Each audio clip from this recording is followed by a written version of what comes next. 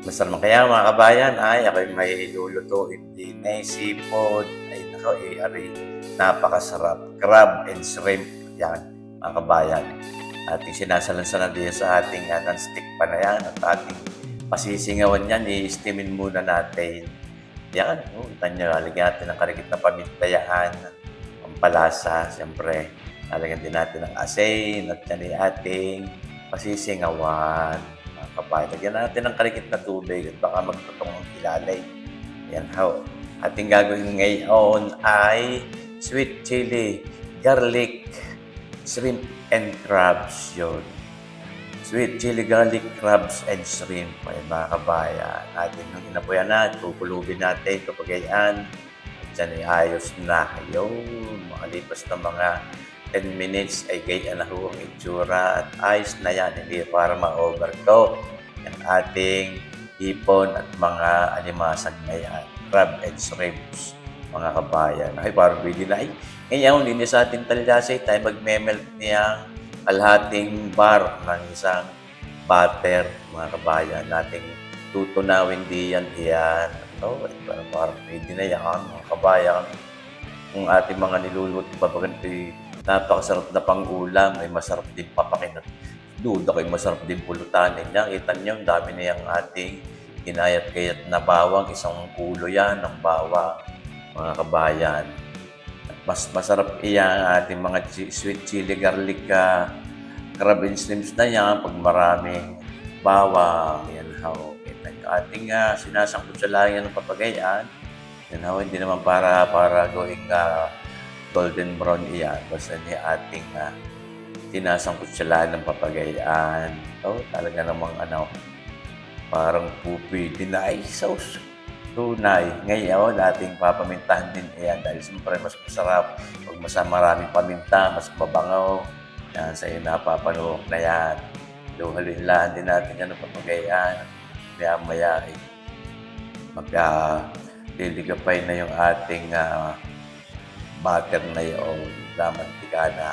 Ngayon, lalagyan natin itong condensed milk. Yan ho, mga 2 kutsara yun na gatas na malapaw, yung may tamis.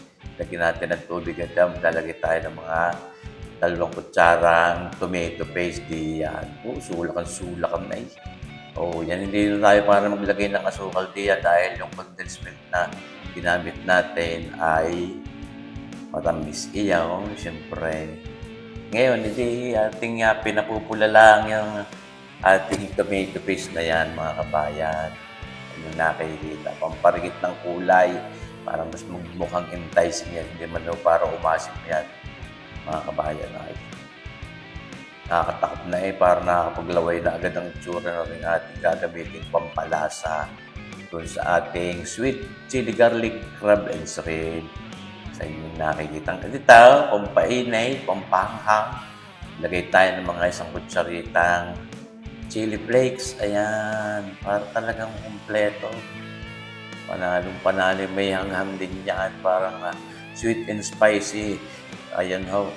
At isasahog na natin ngayon itong ating pinasingawang mga hipon at alimasag sa inyong napapanood na yan.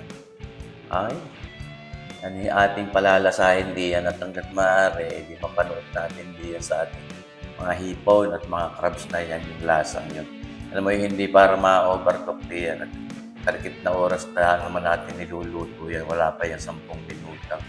Lagay din tayo ng karikit pang asin, mga kulang-kulang kalahating kutsarita para makompleto na natin yung alat na yung ating niluto kung iyan. Ating tutubigan ng karikit para hindi magtotoo at nang absorb ng ating hipon at limasag yung ating mga ginamit na papalasa diyan. Ay, kita nyo ba gayaan, mga kabayan? Ay, tunay na masarap itong ating palaging itaw. Ayun, ating pakakangin lang yan din ang karikit at nang maabsorb na yan mga pampalasang yan. Pero mga ganyan, pagka paminsan-minsan, hindi naman para maka-high blood. Pero ay takot din lumantak na mga ganyan kaya talagang minsan-minsan lang. Gusto rin lalo naman ng aking anak ng bunsong si Kabayang Pretty at saka si Commander Mami Lisa yung mga gayang luto. Kaya ako'y nagawa ng paraan makapagluto ng mga papagayaan. Oh my goodness! Ay, kita niyo ba ang itsura? Very enticing. Napakaganda ng kulay. So, yan. Hindi naman na para gawing napakaangat. Ayaw din nga nung aking mag-ina na maangat. Saka yung mga anak kong lalaki, mga tamad lumantang ng gayang. Paano ka naman naliliwagang magbalat. Gusto yata ipagbabalat pa. Yan ha, mga kabayan. Nilagyan natin ng karikit pang tubig yan at yan ay para sakto na para ma-absorb ng mga hipon natin at alimasag yung ating mga palasang iyan. O ating pinahanglan, bibiyak-biyakan natin ngayon yung ating mga alimasag na yan. Ibubukan natin para pumasok doon sa loob ang ating mga palasang ginamit. Yan ho, ating binubukar-kar na papagayan. Yan. Oh, ito na eh. Siguro na-imagine nyo ang lasa na may sarap na rin ating niluluto na rin. Yan, kung ano mang pagkakatao, may okasyon o wala, basta maisipan nyo magluto na rin. Napakasimple na makita nyo gahaw. Napakadali lang ang sistema ng ating pagluluto.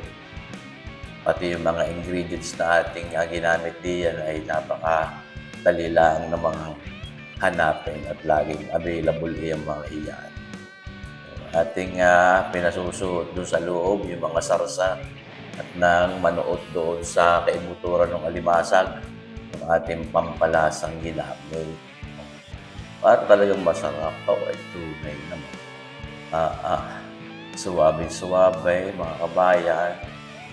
So, ito talaga naman ako papasalamat din sa mga kabayan natin na patuloy na sumusuporta dito sa ating YouTube channel. Ayan, hindi ko na kayo maisa-isa pero mga nagpapa-shoutout din yan, abangan mo din nyo sa susunod nating video.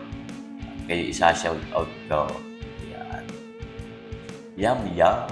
Sarap nito mga kabayan. Pero aking isisingit na i-shoutout si Kabayang Fox Badong na taga Toronto, Canada. Shoutout sa iyo, Kabayang Fox Badong. Ayan. Baka ikimagtampo. Pero yung mga ibahong mga nagpapa-shoutout pa sa sunod na video, abangan mo ninyo. Yan ha, malapit sa katotohanan. Luto na yung ating sweet chili garlic crabs and shrimps. Ayan, kita niyo ba yung tsura? Aking binurburan pa ng onion leeks na papagayaan. Ay, sos marcy po tawarin. Ay, napakasarap niyan. Ay, maraming salamat ho mga kabayan sa inyong panunood. Sana abangan niyo pa rin palagi ang ating mga susunod pang videos. Itong ating mga cooking videos na tintaw. Ako hindi magsasawang magpakita sa inyo ng ating mga lutong iyan. Mabuhay po tayong lahat. Mabuhay tayong lahat mga kabayan. God bless!